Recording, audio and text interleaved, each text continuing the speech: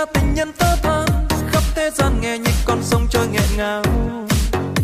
Và anh buông rơi bao nhiêu lệ trên bước chân, để biết em ra đi không khi nào trở lại. Nói đi em bao sương gió trong đời oan trái, mà sao em mang thân đi suốt cánh dài. Nói đi em bao nhiêu ân tình chúng ta đã mãi mãi từ nay theo em đi về nơi xứ xa. Tình ca năm xưa bao nhiêu đùa vui thế thôi, có biết đâu hôm nay tôi nghe trong nghẹn ngào. Tình yêu hôm nào như đang cày thân xác tôi, với những nhớ nhung không khi nào mang em về lại. Nói đi em bao sương gió trong đời oan trái, mà sao em mang thân đi suốt cánh dài. Nói đi em bao nhiêu ân tình chúng ta đã mãi mãi từ nay theo em đi về nơi xứ xa. Sáng em hôm nào đứng giữa linh hồn khi tôi chợt mơ thấy. Sáng em trong vòng tay cùng tôi mãi liên lưu đời sống này. Sáng em mơ hồ thức giấc tôi tìm trong một chùm tiếng nuối. Dẫu nhân gian vô quay, còn tôi đứng mãi nơi này ngóng chờ.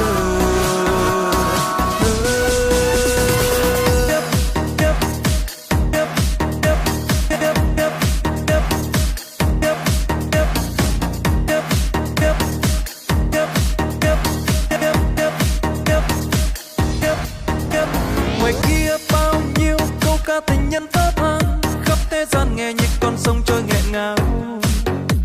Và anh buông rơi bao nhiêu lệ trên bước chân, để biết em ra đi không khi nào trở lại. Nói đi em bao sương gió trong đời oan trái, mà sao em mang thân đi suốt cánh dài. Nói đi em bao nhiêu ân tình chúng ta đã mãi mãi từ nay theo em đi về nơi xứ xa. Tình ca năm xưa ta như đùa vui thế thôi, có biết đâu hôm nay tôi nghe trong nghẹn ngào. Tình yêu hôm nào như đang cày thân xác tôi, với những nhớ nhung không khi nào mang em về lại. Nói đi em bao sương gió trong đời oan trái, mà sao em mang thân đi suốt cánh dài. Nói đi em bao nhiêu ân tình chúng ta đã mãi mãi từ nay theo em đi về nơi xứ xa. Sáng em hôm nào đứng giữa linh hồn khi tôi chợt mơ thấy. Sáng em trong vòng tay cùng tôi mãi liên lưu đời sống này. Sáng em mơ hồ thức giấc tôi tìm trong một chùm tiếng nuối. Dẫu nhân gian vô quay, còn tôi đứng mãi nơi này ngóng chờ. Sáng em hôm nào đứng giữa linh hồn khi tôi chợt mơ thấy. Sáng em trong vòng tay cùng tôi mãi liên lưu đời sống này. Sáng em mơ hồ thức giấc tôi tìm trong một chùm tiếng nuối. Dẫu nhân gian vô quay, còn tôi đứng mãi nơi này ngóng chờ.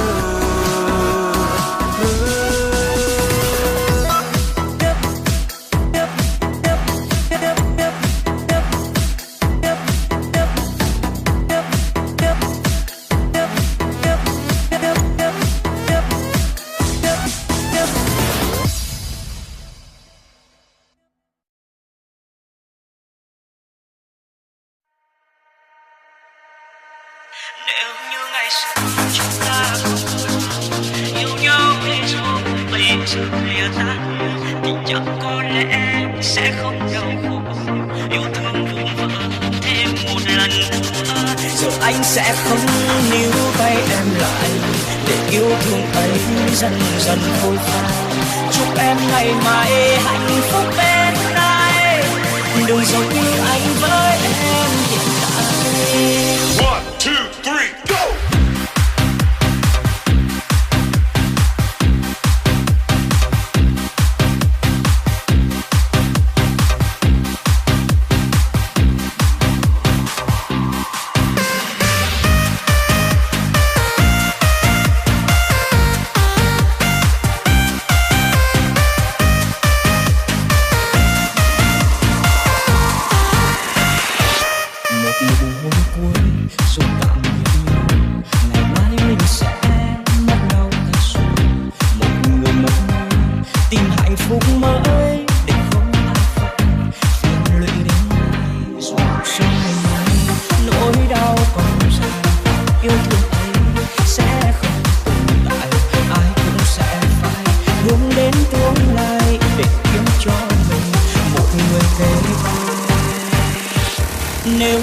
xưa chúng ta không yêu nhau để rồi bây giờ lìa tan thì chắc có lẽ sẽ không đau khổ.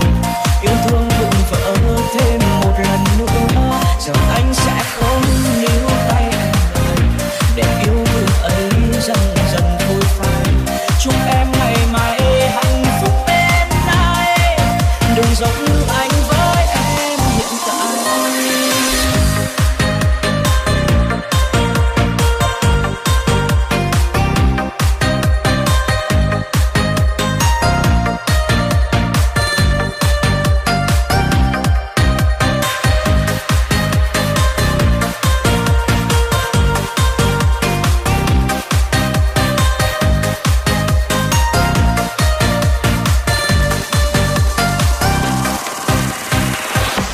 Nụ hôn cuối rồi tạm biệt nhau, ngày mai mình sẽ mất nhau thật rồi.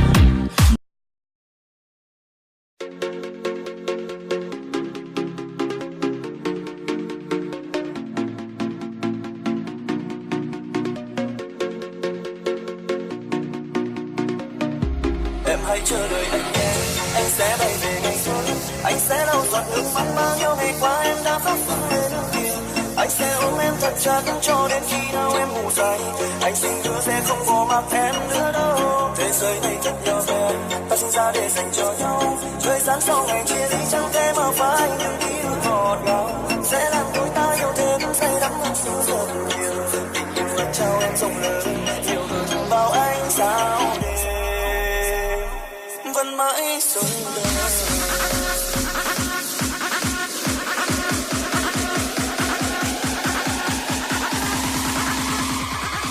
Các bạn đang nghe nhạc của DJ Trung Tiêu Remix. Chúc các bạn nghe nhạc vui vẻ.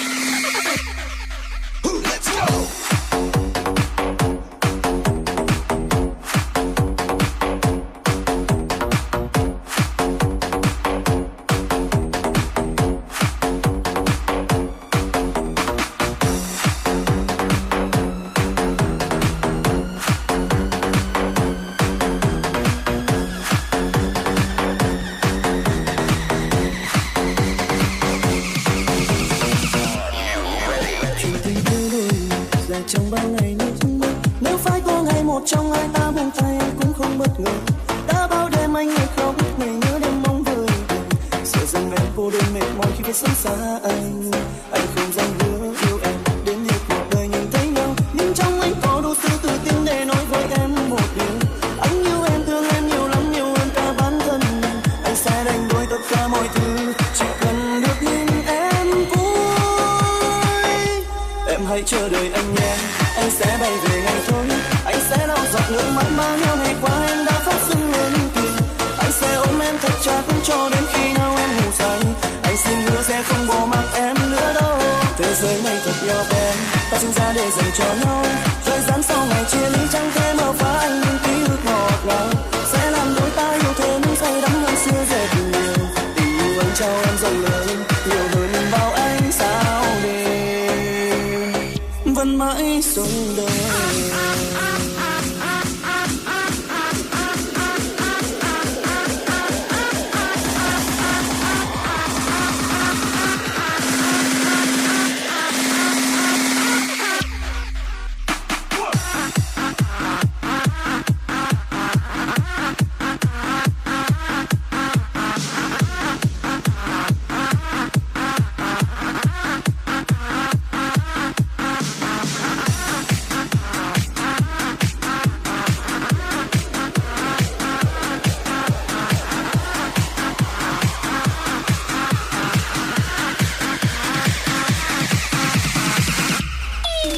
Chuyện tình yêu đôi dài trong bao ngày nước mắt, nếu phải có ngày một trong hai ta buông tay cũng không bất ngờ. Đã bao đêm anh ngồi khóc, ngày nhớ đêm mong vơi đầy. Sợ rằng em cô đơn mệt mỏi khi phải sống xa anh. Anh không dám hứa yêu em đến hết cuộc đời nhìn thấy nhau, nhưng trong anh có đủ sự tự tin để nói với em một điều. Anh yêu em, thương em nhiều lắm, nhiều hơn cả bản thân mình. Anh sẽ đánh đổi tất cả mọi thứ, chỉ cần được nhìn em vui.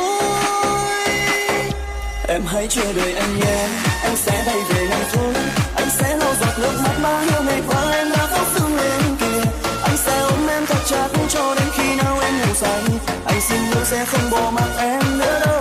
Thế giới này thật nhỏ bé, ta sinh ra để dành cho nhau. Thời gian sau ngày chia ly chẳng thể mà phai những ký ức ngọt ngào. Chỉ làm đôi ta yêu thêm say đắm hơn xưa rất nhiều. Tình yêu anh trao em rộng lớn, nhiều hơn bao ánh sao đêm.